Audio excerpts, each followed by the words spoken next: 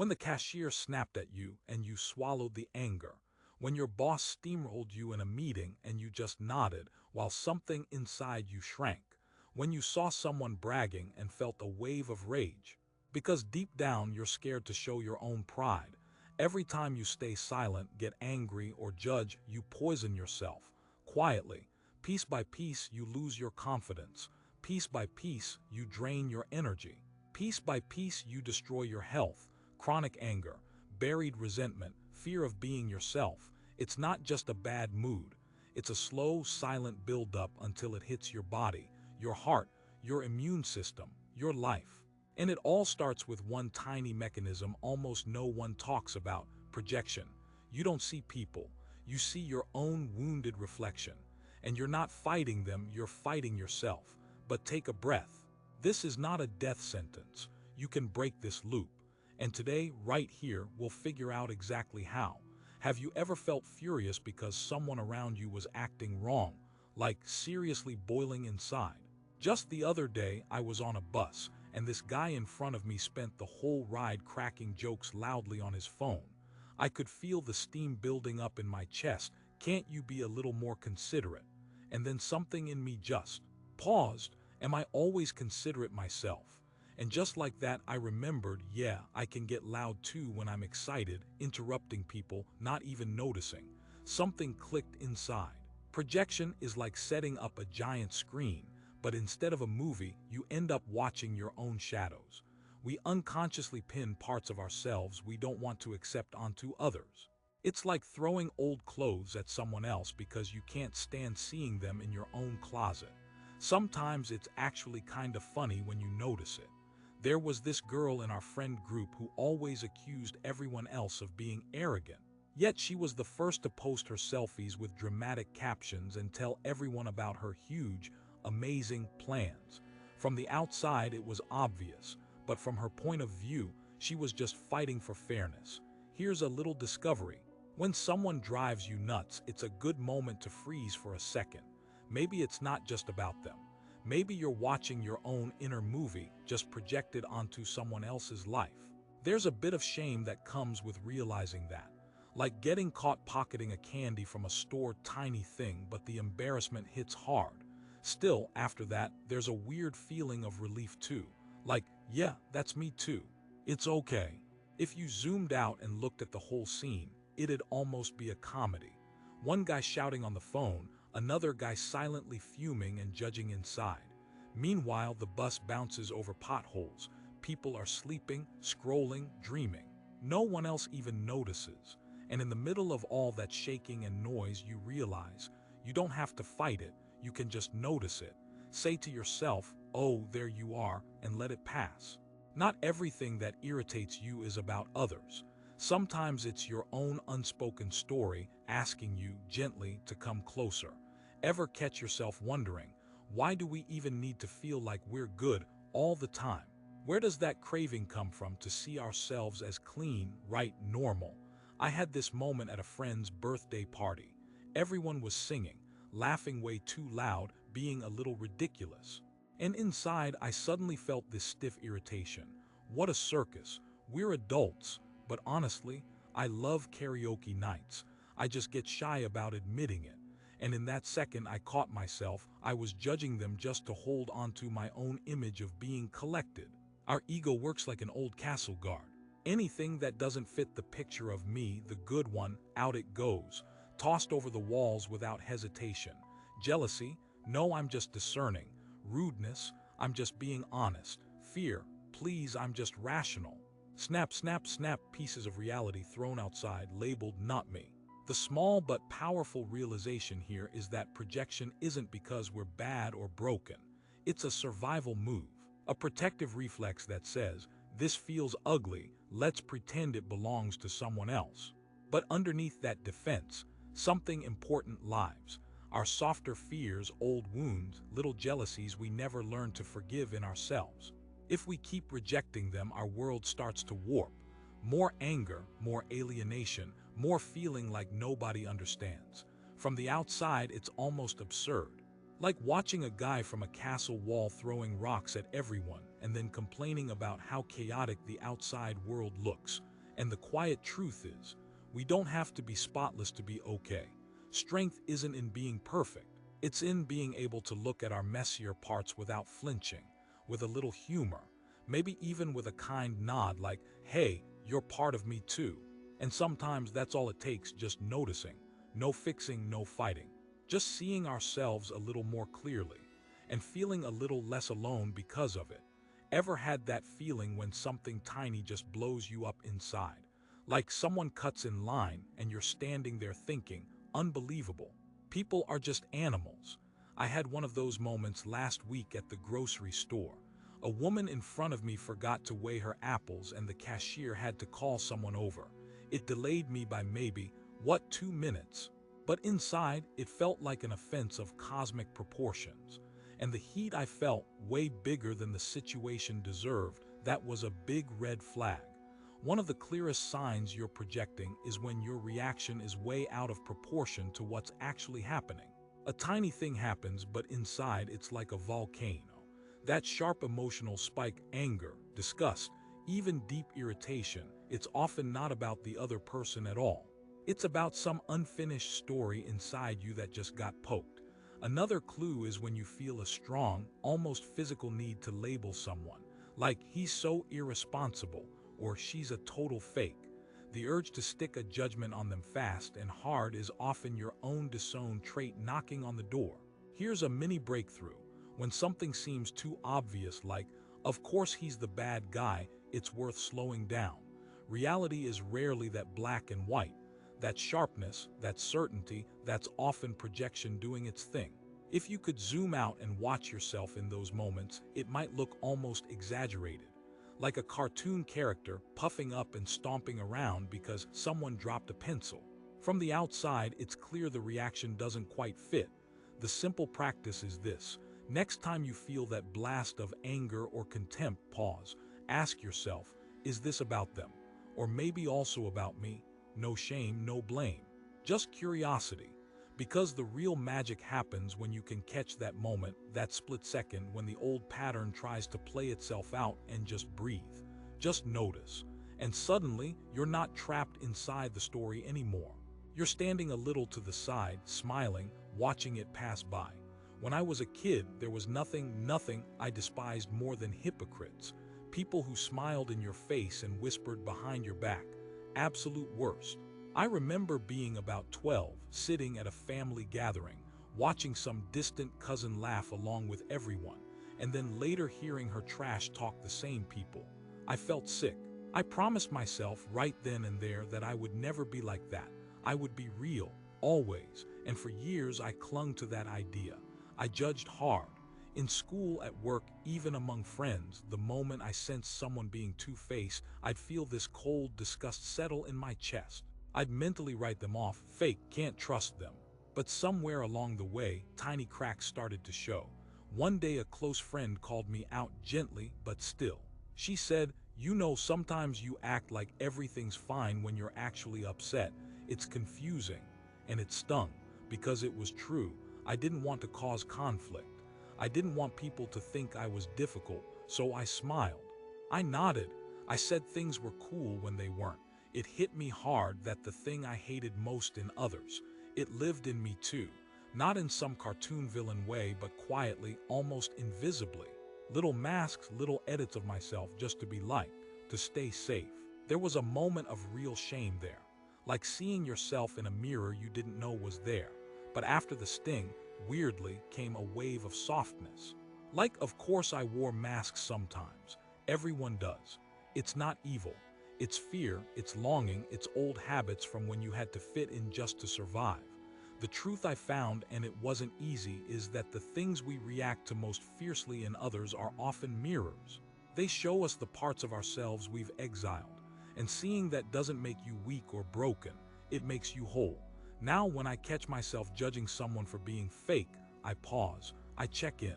And more often than not, I find a little scared part inside me that just wants to be loved. And that's okay. We're all just figuring it out. Sometimes I wonder, what would happen if we suddenly saw ourselves completely clearly? No edits, no filters, just the raw, honest version. Would we even be able to handle it? Projection is like this secret survival tool we don't even realize we're using.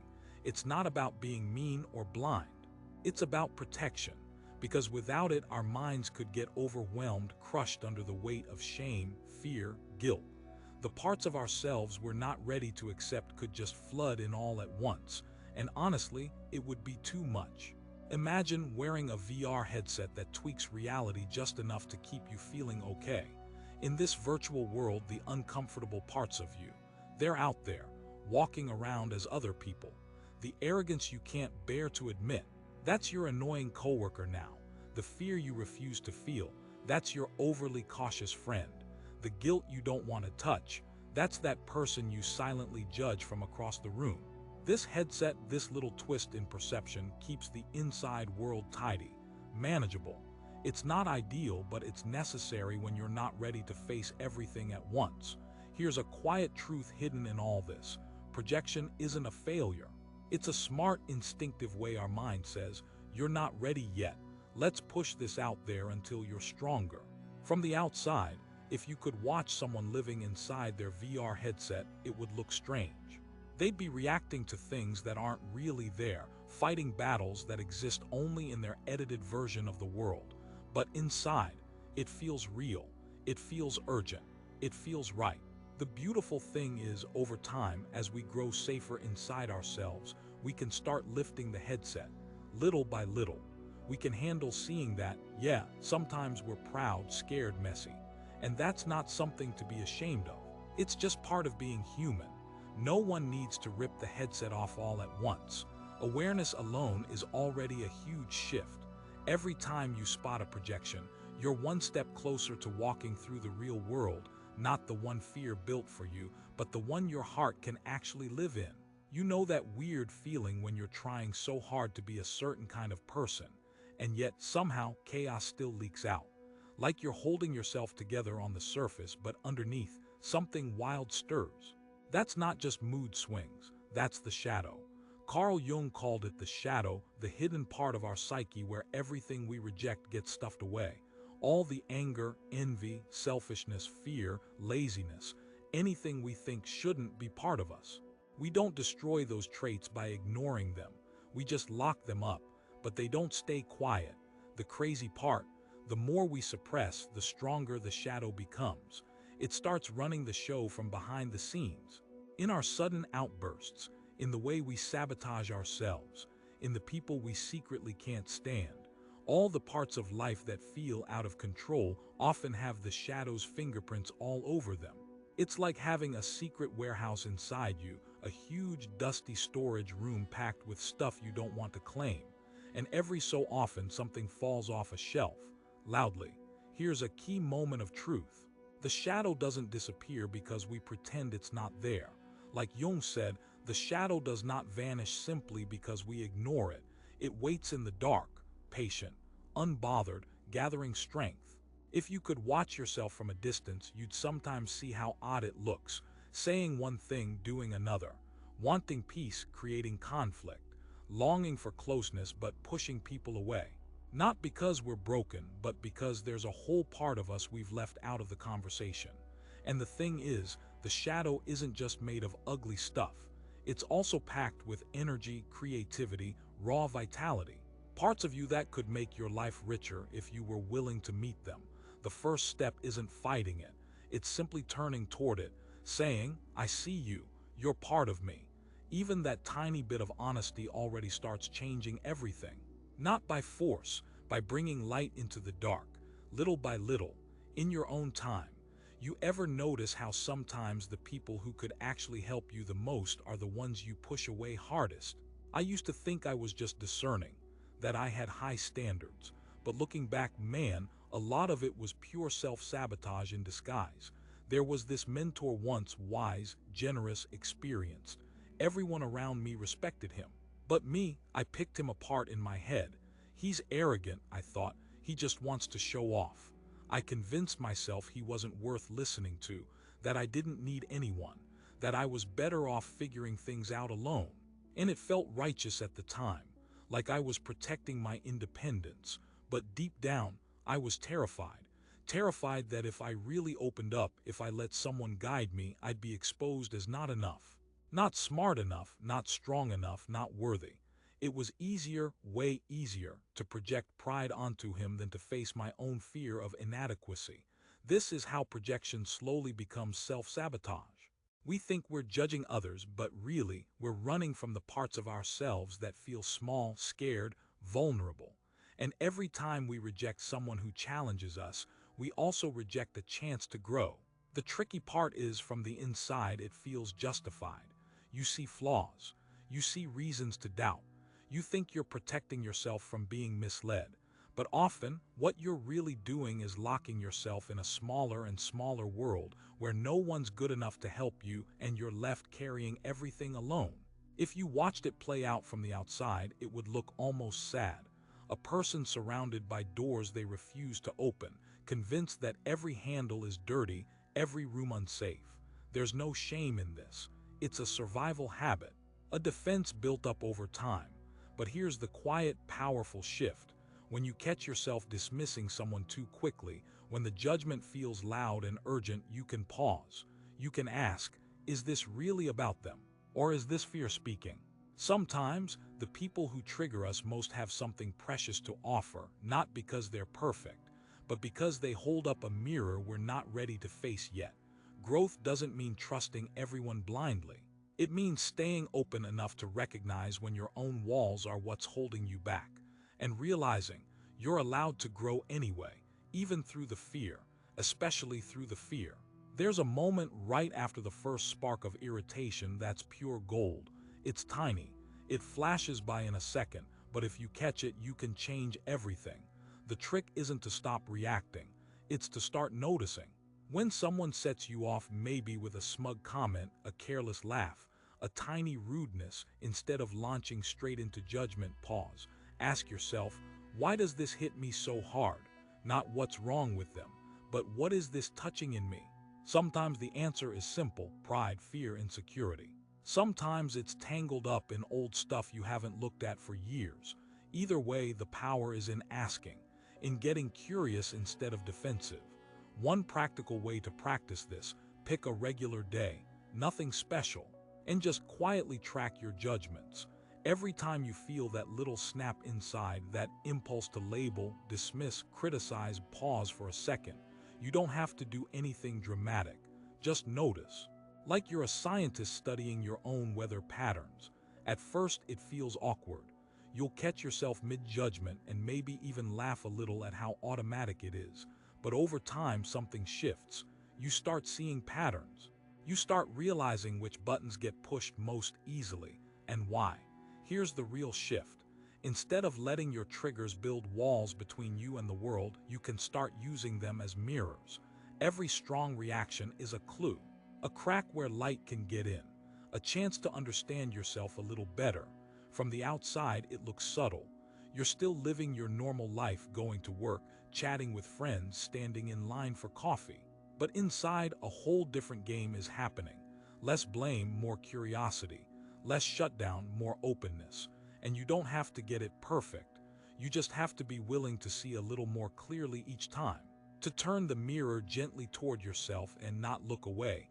Every small moment of honesty builds a bigger freedom. One breath at a time. One question at a time. You're not fixing yourself. You're meeting yourself. And that changes everything. I still remember the first time I really saw my own shadow. Not in theory, not as an interesting idea, but like boom, right in my face. It wasn't a proud moment. It started, of all places, during an argument with a friend. We were talking about something stupid, really splitting a bill at dinner. He made a joke, light and easy, but it hit me wrong. I snapped back, sharp and cold. And then I watched, almost from outside myself, as I tore into him, making him small, making him wrong. It wasn't just about the dinner. It was about winning, about not feeling stupid, about crushing any hint that maybe I'd made a mistake. Afterward, when the heat drained out, I sat alone in my car, hands on the steering wheel, staring into nothing, and the truth started crawling in. I wasn't the calm, reasonable, better person I always believed I was. I wasn't the wise observer of everyone else's flaws. I was in it. I was just as messy, petty, scared as anyone. It felt like being punched in the gut. Shame, heavy and sour, washed over me. For a few minutes I honestly wanted to disappear, but right after the shame came something else. This strange, aching freedom. Because if I could admit that, if I could see the parts of me that weren't perfect, then maybe I didn't have to keep pretending anymore. Maybe I could just be mess and all, the real punchline. No one else was surprised. My friend wasn't shocked. Life didn't crumble. It was only me who had built this fantasy of being above it all. And once it cracked, real connection, real strength started to seep through. Seeing your shadow isn't comfortable. It's raw. It strips away the polite masks, but it's also the doorway to something real, something grounded. You stop needing to fight so hard to prove your worth. You know it's already there, even in the parts you once tried so hard to hide. Sometimes people ask, is it even possible to live without projections at all? And honestly, no, not completely. Projection is stitched into how our minds work. It's part of how we navigate the world, part of how we protect ourselves when things get overwhelming. It's human, but here's the key. Even if we can't erase projections entirely, we can change how much they run our lives. We can catch them quicker, question them, loosen their grip, and little by little, we start living with more honesty, first with ourselves, then with everyone else. It's not about becoming a flawless monk who never misjudges anyone. It's about noticing when you do, smiling a little at yourself, asking better questions, staying open instead of shutting down. One small but powerful shift is treating every strong emotional reaction as a doorway instead of a verdict. Instead of immediately thinking, they're the problem, you pause and wonder, what is this showing me about myself? Even if the answer is uncomfortable. Especially then, it's like cleaning a mirror inside you. At first it's covered in fingerprints and dust, every unacknowledged fear, every secret shame. But each time you practice noticing without judgment, it gets a little clearer. And when the mirror inside is clearer, the way you see others becomes clearer too. There's this phrase I keep coming back to. The cleaner the mirror inside, the clearer you see others. It's not just pretty words. It's a deep, lived experience. The less baggage you carry around unseen, the less you need the world to carry it for you. From the outside, it won't look flashy. You'll still be doing normal things, arguing about where to eat, getting annoyed in traffic, laughing with friends. But inside, the ground under your feet feels different, stronger, quieter, less at the mercy of everything and everyone. And the best part, you don't have to be perfect to feel this. Every little bit of honesty opens the world up a little more. Every time you choose curiosity over blame, the mirror shines a little brighter. It's a lifelong dance, not a finish line. But every step is a step closer to yourself and to seeing the world as it really is. Seeing your shadow isn't the end of the world. It's the beginning of becoming whole. When you stop shoving away the parts of yourself you don't like, the anger, the pride, the fear, the selfishness, they lose their power to control you from the dark. They stop twisting your view of the world. You stop living in a battlefield of enemies that only ever existed inside you. Accepting your shadow doesn't mean you approve of every messy impulse. It means you stop lying to yourself about being above it all. You own what's yours. You recognize that you're not perfect and you don't have to be. And in that honesty, something opens. You breathe deeper. You stand steadier. You move through life with less armor, less suspicion, less noise in your head. It's freedom. Not the flashy, cinematic kind, the quiet, solid kind. Freedom to meet people where they really are. Freedom to see yourself without fear. Freedom to stop fighting reflections and finally walk forward. So here's the invitation. Stop waging war on your own reflections. Let yourself see the world and yourself as they really are. Messy, brilliant, human. Because in the end, one truth stays. You don't change the world by judging others. You change it by seeing yourself.